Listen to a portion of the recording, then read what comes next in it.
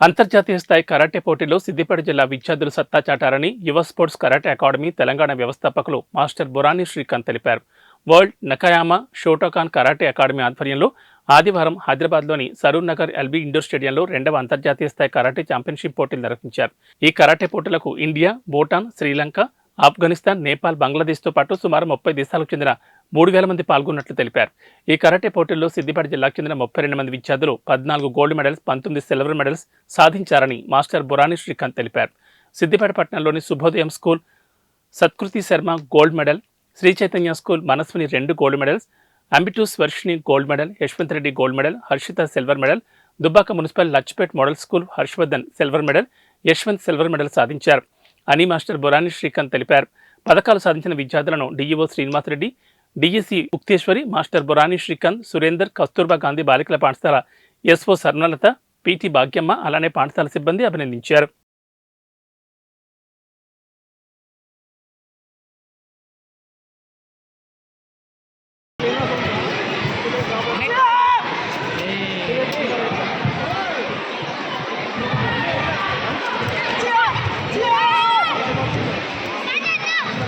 ఆయన ఎలా స్టూడెంటా ఆ పిల్లగాడు?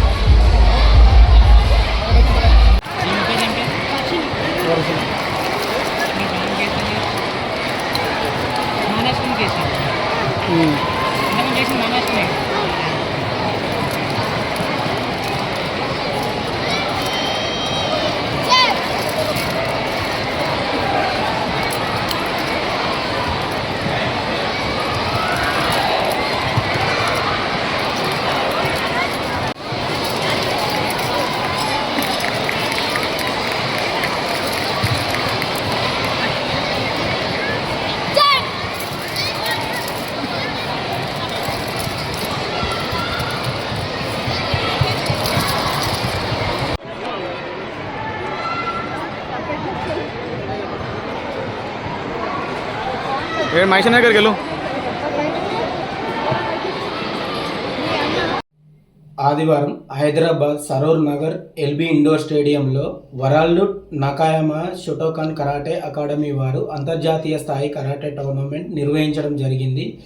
సుమారు ఈ టోర్నమెంట్కు 30 దేశాల నుండి 3,000 మంది విద్యార్థులు పాల్గొనగా సిద్దిపేట జిల్లాకు చెందిన విద్యార్థులు 32 మంది విద్యార్థులు పాల్గొనగా 14 గోల్డ్ మెడల్స్, 19 సిల్వర్ మెడల్స్ సాధించడం జరిగింది. దీనికి నేను చాలా సంతోషపడుతున్నా. నా విద్యార్థులు చాలా కష్టపడి గోల్డ్ మెడల్స్ తీసుకువచ్చినందుకు చాలా హ్యాపీగా ఉంది. అలానే ఇక ముందుగిన ఎక్కడ టోర్నమెంట్స్ అయినా సరే, జాతీయ స్థాయి టోర్నమెంట్ అయినా సరే, అంతర్జాతీయ స్థాయి టోర్నమెంట్ అయినా సరే, ఇక ముందుగిన గోల్డ్ మెడల్స్, సిల్వర్ మెడల్స్ గెలుచుకుంటామని కోరుకుంటున్నాను.